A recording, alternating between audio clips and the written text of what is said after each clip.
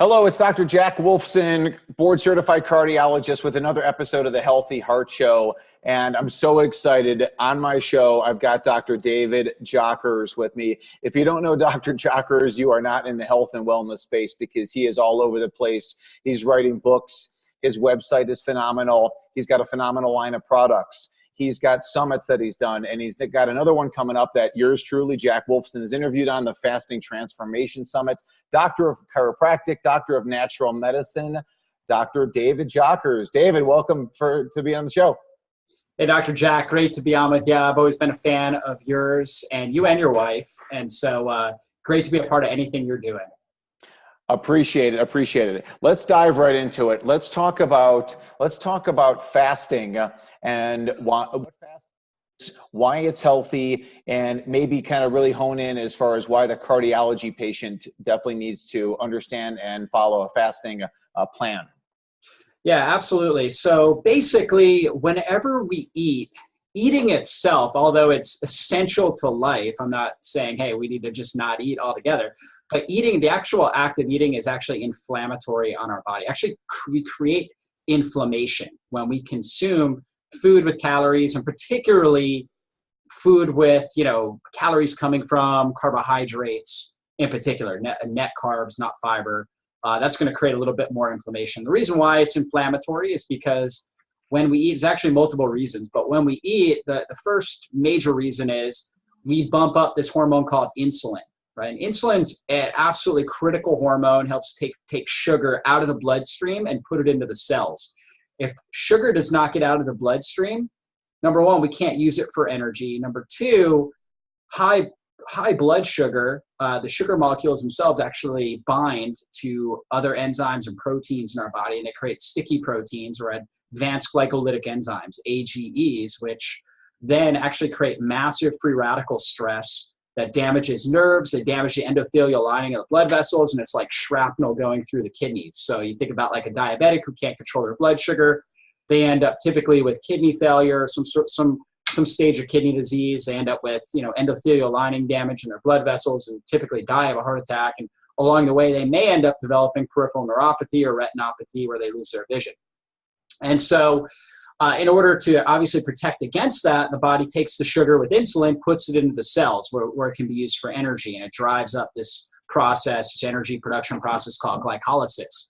Now, the other thing with insulin, though, is insulin will actually, there's kind of a certain threshold level of insulin. Like we always have some level of insulin. I've never tested somebody that's been fasting for a long time, and they have zero insulin, right? If that's the case, we call them a type 1 diabetic, autoimmune disease. They can't even produce insulin, right? So you're always producing some, but there's a certain threshold. Once you hit that threshold for the amount of insulin in your system for a extended period of time, it's going to basically increase or turn on these inflammatory gene pathways like nuclear factor kappa beta, tumor necrosis factor alpha, things we call the inflammasome, right? It's characterized as this term called the inflammasome.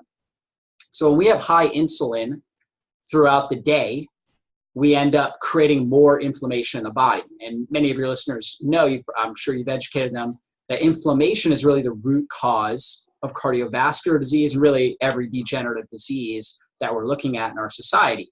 And so whatever we can do to help down-regulate inflammation, and particularly these amplifying gene pathways, that's going to be really, really important.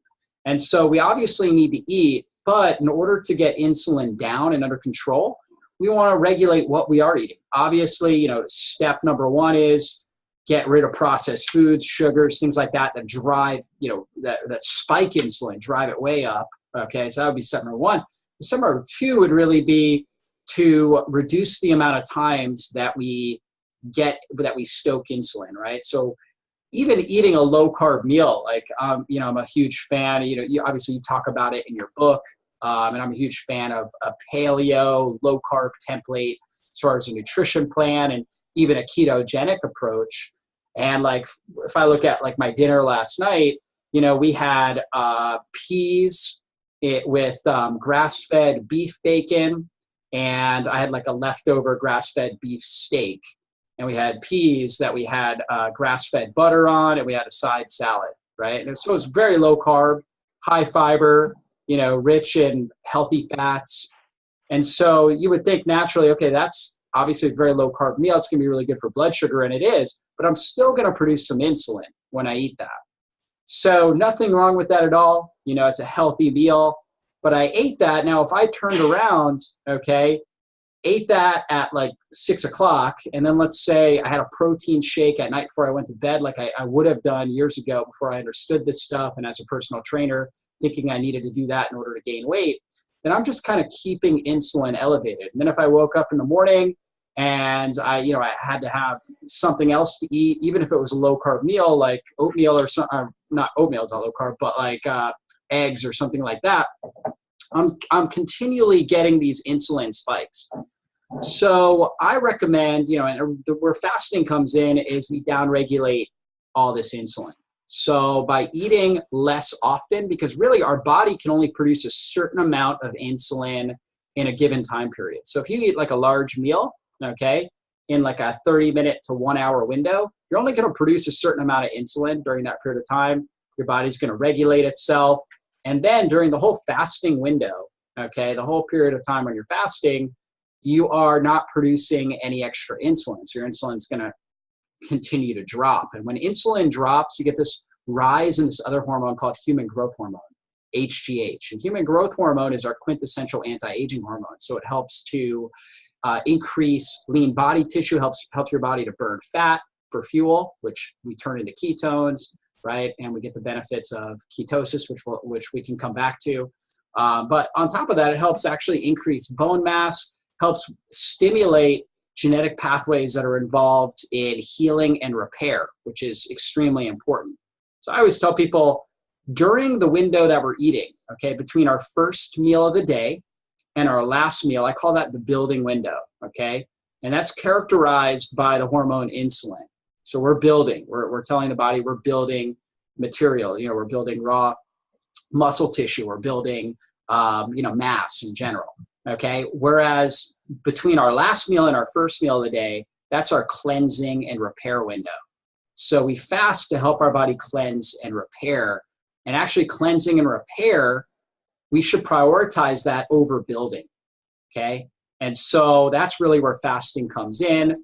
And so we can do things like eating 1 to 2 meals a day, or eating in a certain time period, like a 8-hour eating window, for example.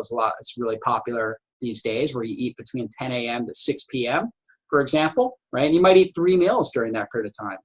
But you're kind of controlling your insulin surge rather than just allowing insulin to be elevated all day long by continual feedings.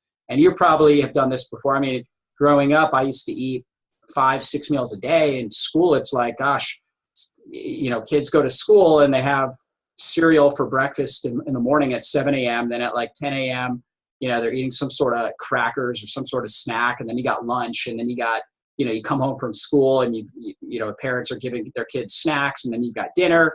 And then half the time, you're drinking a glass of milk or something like that before you go to bed, right? It's just constantly spiking insulin, constantly just basically telling the body, create rampant amounts of inflammation. And we want to keep that under control. And that's what fasting can do.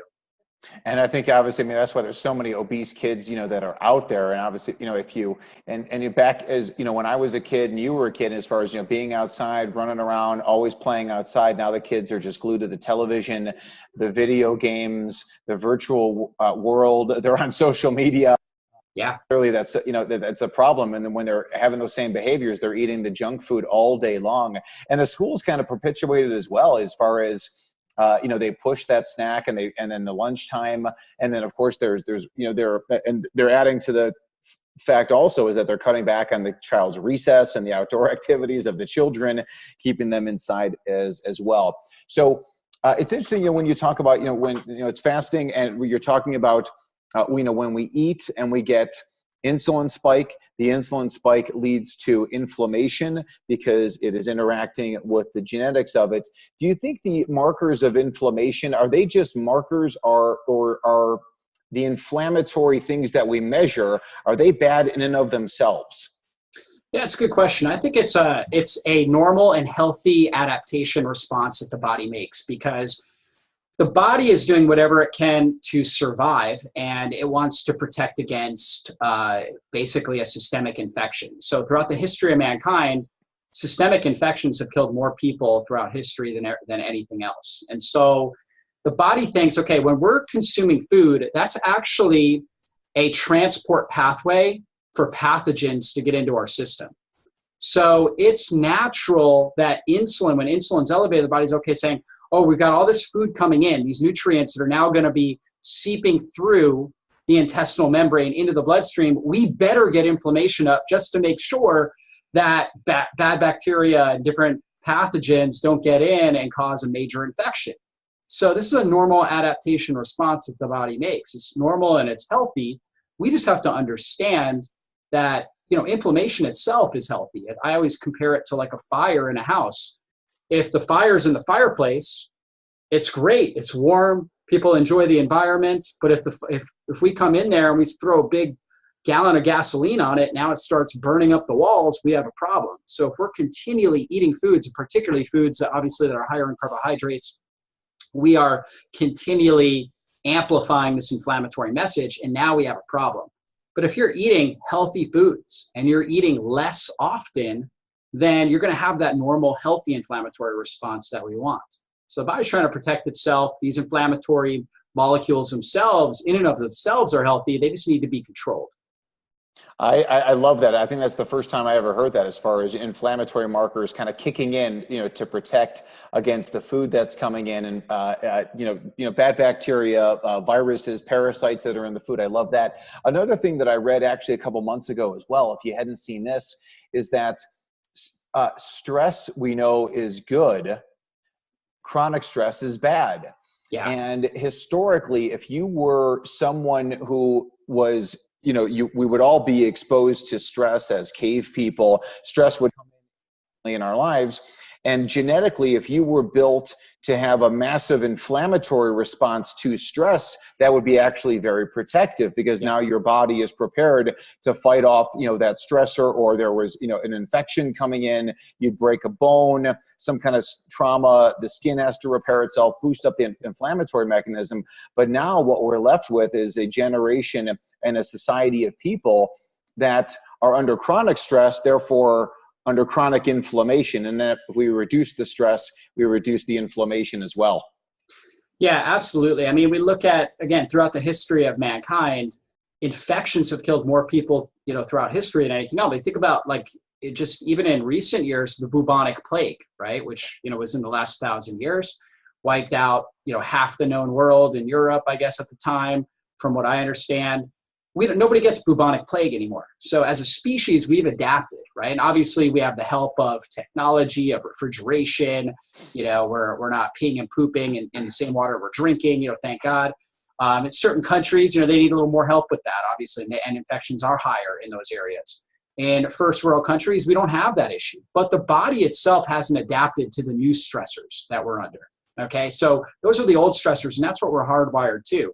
And so absolutely, if you're under stress, the body thinks that it's this fight or flight response. It thinks its life's in danger. And in the past, throughout our history, if our life was in danger, we would be at high risk for a flesh wound. And if we have a flesh wound, right, a tiger bites our leg or something like that, we're in war and we get a spear that, hits us in the arm. Now that opens our blood and makes our blood susceptible to all these bacteria and pathogens that try to get in. And pathogens, their whole job is to break down decaying matter. That's why they're here, is to break down decaying matter. Otherwise, we wouldn't have the cycle of life. We would have literally feces everywhere. We wouldn't have the same earth that we currently live in. So their job is to break down decaying matter. Our job as human organisms that are adapting to stressors is to not be decaying matter.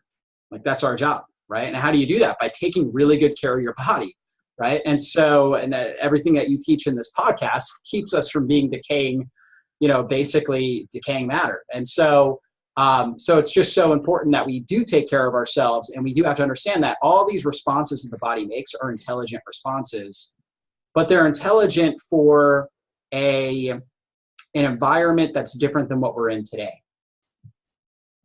For everyone who's listening, obviously we're listening to Dr. David Jockers, absolutely brilliant type stuff. I'm a worldwide expert on fasting, ketosis, and so many other things. You're lucky, David, because you got the head start. You were born into a family, right? Your mom, I believe, was a doctor of natural medicine? Yeah, my mom is a naturopath. At the time when I was born, she was a registered nurse. She was in the medical model. And actually seeing what happened to me and my brother right underneath me made her question the model. So I was vaccinated. I was cesarean birth, vaccinated, for all the vaccines. Of course, this is 1981, a little different than it is today. But I was actually fully vaccinated. And then my younger brother, same thing happened to him. And then after that, my mom said, there's got to be a different model. She had a friend that was studying midwifery.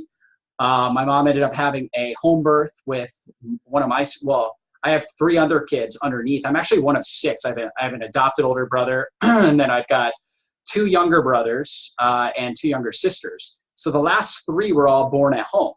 And my mom started a garden. So she had really changed her life and changed a lot of things that she was doing after just seeing what was going on in the medical system and not agreeing with it and not getting answers, real true answers from people. So she was just intuitive on her own. She studied massage therapy when I was growing up. She became a naturopath. She also she has a master's degree as a nurse practitioner. So she's really well educated. And, she definitely inspired me. Growing up, she would always make sure we had vegetables, kale, different things like that. We were actually on a macrobiotic diet, which is not a diet I agree with, but it was healthier than standard American diet. And she had us on that in the early 90s. And I remember we had tofu and kale and steamed kale, and it was just so bland. There was no salt or anything.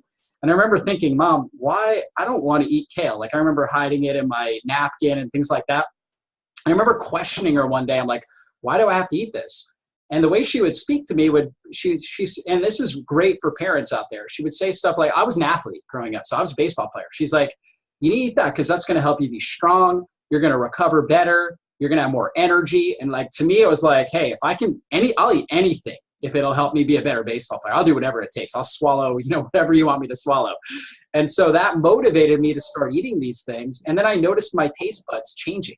I also saw that my older brother, he probably still is a sugar junkie, and he would have a lot of acne. And my mom said, that's because he eats all these processed chocolate bars. So I loved Kit Kats and, all those things just like any other kid. And so I just associated when she said that, she's like, oh yeah, if you don't want acne, stop eating French fries, don't eat, chocolate candy bars. And I'm like, okay, it's not worth it. It's not worth it. I'm going to stop eating that stuff. And so just kind of speaking to what drove me and what motivated me, really helped inspire me and move me in this direction. Before long, it was like I was craving these kind of foods. And I think that's a really good tip for parents out there. Yeah, most certainly. It's like, it's you can really give people, start them off, when they're children, and you talk to your children and you say, hey, listen, when you eat this way, you're going to be taller. You're going to be tall like daddy. Not that I'm tall, I'm 5'9" barely, but if you want to be taller than dad, if you want to run faster than mom or dad, if you want to be a better soccer player. And then, of course, they hit the teenage years, like you said, hit them with things of vanity. Like, you want to have acne? Do you want to have pimples? Do you want to have these different things? And then, of course, we turn around. Now we start threatening the adults. And you want to have cancer? Do you want to have heart disease? Do you want to have a stroke? But obviously we're coming from a good place, and we're coming from a place of truth. And that's the beauty of getting this message out there. And kudos to your mom for making that turnaround. And that just goes,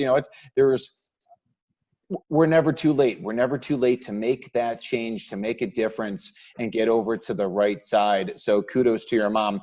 If I say the word fruit to Dr. David Jockers, what do you say? Oh, when I hear the word fruit, I think, fruit is a normal, natural, healing food. However, what we always have to understand, we've got to take this into consideration, is that there's anti-nutrients in everything. And when it comes to fruit, the major anti-nutrients are sugar, in particular fructose. And so, we hear about like, okay, fruit as superfoods and all these different antioxidants and polyphenols and whatnot that are in fruit. And yes, that is true. But we also have to take into consideration how it's going to impact our sugar. And we talked about how sugar influences these inflammatory gene pathways. So I'm a fan of doing low carb, or basically, lower glycemic fruits that are very rich in nutrients. Gotcha. Believe it or not, olives are a fruit. Most people don't realize that. They're one of my favorite fruits. Avocados are a fruit. I eat multiple avocados almost every single day. Okay, I just made a keto protein shake for the day. Actually, that's going to be my only meal of the day today because I didn't work out intensely. So I made that for lunch today, and I had 2.5 avocados in there. And so I eat avocados all the time. It's a fruit. Lemons and limes, no sugar, very rich in vitamin C, bioflavonoids, which talk about endothelial lining. Vitamin C and bioflavonoids are so powerful for helping to protect against free radical stress on the endothelial lining, improve capillary permeability. So you have that in your lemon and your lime. You also have, electrolytes, things like that. So those are fantastic fruits. And then, as we start looking at fruits that do have a little bit of sugar content, berries tend to be the ones that have the most nutrients per gram of sugar. So I say, hey, let's stick with those fruits. You can really get all your major nutrients, everything that you need from non-starchy vegetables and the fruits that I just named. The other fruits, again, I'm not against mangoes and papaya and stuff like that. But I would say, I always tell people this. I'm like, hey, watermelon, everybody loves watermelon in the summertime. Watermelon, having watermelon on July 4th, that's for the people out there playing flag football on July 4th, not the parents that are sitting on their porch watching them play. Right, watching the parade go by while they're doing that. Exactly. I will say this about watermelon. The healthiest thing about the watermelon is the rind, which is so high in L-citrulline, a nitric oxide booster.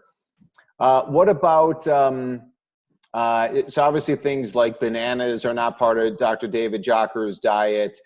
And if anything, I look at it sometimes too, is that when the fruit season comes in, like I've always been a big fan of stone fruits. And when I say always, I mean like when I turned 35 and I stopped eating Kit Kats, as you mentioned, and Ding Dongs and Diet Mountain Dew. And now I found this other thing called fruit actually existed.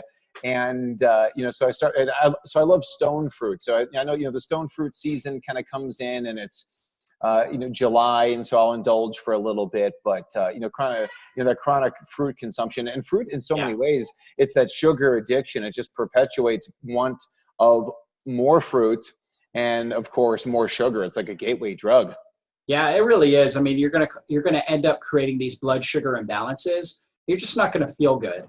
And so, I'm not dogmatic about it. I sometimes we'll have fruit, but in general, I feel better without it. And so I try to be an intuitive eater. And if I feel better without it, why should I eat it? You know what I mean? Like I said, I'm a huge fan of fasting.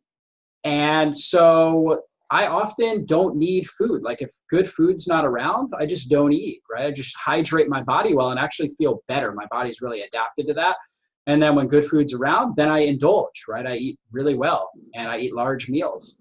And it seems to work out better for me. However, I have kids and my kids, they love berries. And once they start eating berries, they don't stop asking for them, right? We give them berries from time to time and it's like, forget it. Like they're just crying for berries until the berries are gone, until there's no, and then they'll cry for 10 more minutes for them until they finally realize that we're not actually giving them anymore. So, we try, obviously we allow the kids to have fruit. My wife eats some fruit.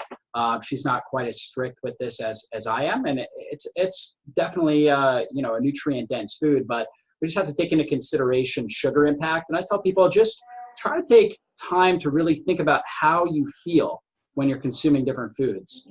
And it's a great way to break addictions as well. If you're addicted to certain foods, really try to link whatever pain you experience after eating those foods, right? Like maybe over the next 24, 48 hours, and link that in your mind to that food, because we're going to be driven by a fear of pain or a pursuit of pleasure. And if the pleasure element is higher, okay, if you're trying to break free, I'm not talking about fruit here, but if you're trying to break free from, eating Snickers bars and Kit Kats, then then try to link the pain you experience, whether it's joint pain, whether it's, trouble sleeping at night, whatever it is, whatever your major symptoms or hot buttons are, link that to those foods in your mind, visualize it, see it. And then the next time you see those foods, they just won't be as appetizing. You'll be like, you know what? It's not worth it. And you'll just let it go. So you got the upcoming Fasting Transformation Summit.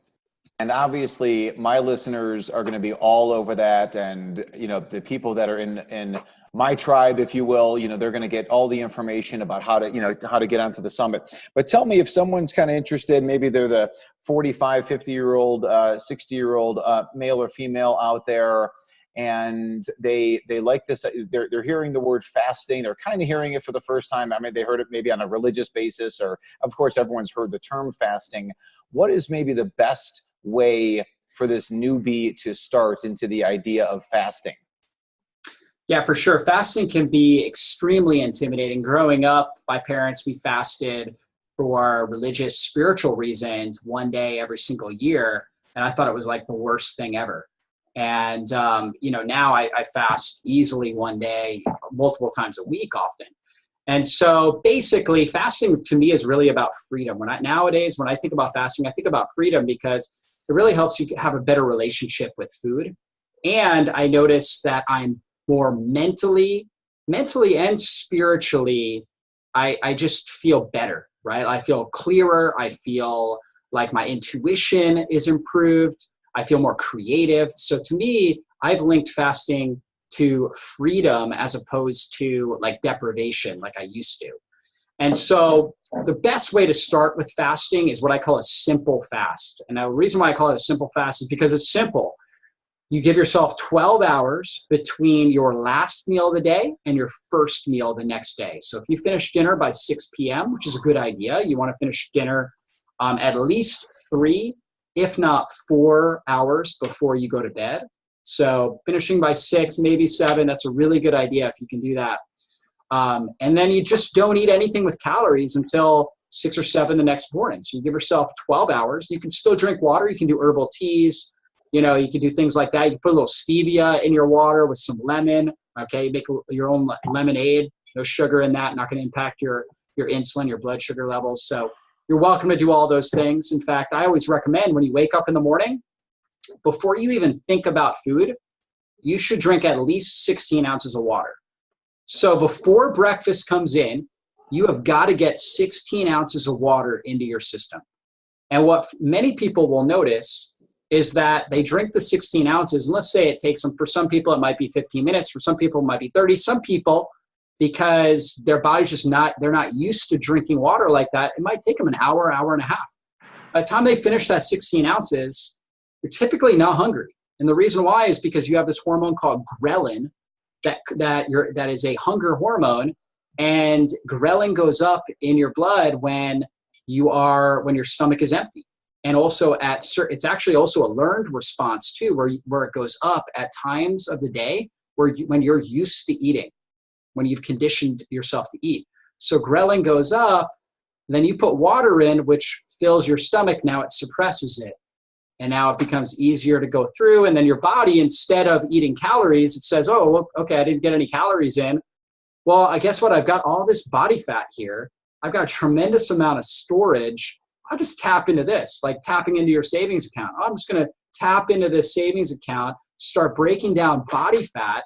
And when your body does that, it actually downregulates inflammation. You start to create these powerful molecules called ketones. Ketones can produce 14 times the amount of cellular energy that a molecule of glucose or sugar can, and more than 50%, they create more than 50% less metabolic waste, right? When we're breaking down sugar for energy, we produce a whole lot of metabolic waste. It's like dirty fuel. It's like bad gas mileage that creates a lot of carbon emissions. Whereas ketones, we produce less carbon emissions, so less metabolic waste, less inflammatory inducing molecules. And ketones also help stimulate They're basically a epigenetic modulator where they start to positively influence healthy longevity genes and genes that are associated with better mental and cognitive function. Things like they stimulate nerve growth factor, brain-derived neurotropic growth factor, different things like that. So you can have better creativity, better memory. So you get all these great benefits from the ketones. And on top of that, if you're looking to lose weight, you can. By fasting will really help. Getting in ketosis really helps. And then if you're somebody like me who's never once ever tried to lose weight, I've always been underweight, I'm thin, I'm lean, I'm an ectomorph, so lean body type, lean bones. I'm always trying to preserve muscle mass and gain muscle mass if I can. By having elevated ketones and burning fat for fuel, it's the best thing you could possibly do to maintain your lean body mass. If I was eating all throughout the day, I would actually be more skinny fat, where I would have more fat, less muscle mass. I'd still be lean, I'd still be thin, right? But I actually have less muscle mass. And so fasting really helps with that. So you start with that 12-hour simple fast. And what you'll notice, if you drink that water, most people find that it's quite easy to bump it up to a 14-hour fast. And then I'll tell them, okay, great. So you did the 14-hour fast. Now, at that period of time where you're hungry, around 14 hours, try drinking another 16 ounces and then see if you're still hungry. They do that. And oftentimes they're like, yeah, you're right. The hunger went away. Now they can go 16 hours, sometimes even 18 hours. And that's a great way to do an intermittent fast on a regular basis. And we call this the time between our first meal and our last meal. I said that was the building window. And then the time between the last meal and the first meal, the cleansing window. And if we can get people to where their cleansing window to building window ratio is 2-to-1 or greater, we're going to have really great health outcomes. Their body's going to heal a lot faster than if it's like a 1-to-1 ratio like most people in society today. Fantastic. And so by listening to the Fasting Transformation Summit, obviously they're going to hear you interviewing the best of the best guests and all different techniques and all different hacks that people are going to do, and really just phenomenal information to get people back to health and wellness. And we tell people, obviously, you go to sleep with the sun down, awake with the sunrise. So this time, in the wintertime, let's just say the sun's going down at 6:30 at night, and it doesn't come up again until at least 12 hours later. Well, you should be sleeping during that time. You shouldn't be eating, and that's automatically, that's at least a 12-hour window. And then, like you said, if you're saying, hey, before you go to bed, you want 3 to 4 hours, which pretty much means you're having breakfast and you're having lunch in probably a 6-hour feasting window, if you will, and the rest of the time is the cleansing window. And how phenomenal is that? Love it. Yeah, Love absolutely. You can definitely do a dinner fast as well. I do it regularly. It seems to work out better in my family because my wife really gets benefit from me focusing all my energy on helping feed the kids as opposed to eating myself. But it is a little bit harder for people to try that at first. Okay, so maybe a little easier to try the water in the morning, like I was talking about. But if you can fast through dinner or eat your dinner earlier in the day, you're going to get better healing benefits. Really, really great strategy. Fantastic. All right. So I am a cardiologist. I'm not a techie guy, and I got my next guest who logged in and he's ready to roll. But in any case, Dr. David Jockers, tell us a little bit about how people are going to find you. Tell us a little blip about the Fasting Transformation Summit. Like I said, I'll be shouting, because my mission, like yours, is to help change the world. And for people to get this information from Fasting Transformation Summit and everything else from David Jockers, where do we find out about you? Yeah, absolutely. Well, you can find everything about me at drjockers.com. I'm on Facebook, YouTube, and of course on my website, Instagram, all those types of things. Yeah, in the Fasting Transformation Summit, I just interviewed the experts in the world on fasting. You're going to learn about how fasting helps unlock your dormant healing potential. You're going to learn about how safe it is, how effective it is, and how powerful it is. And, this summit just might transform your life. So definitely check it out. I'm sure that it will, and it'll transform your life as long as you pay attention to the information, like everything, like everything else. This is Dr. Jack Wolfson, another phenomenal episode of the Healthy Heart Show with Dr. David Jockers. We'll see you next time.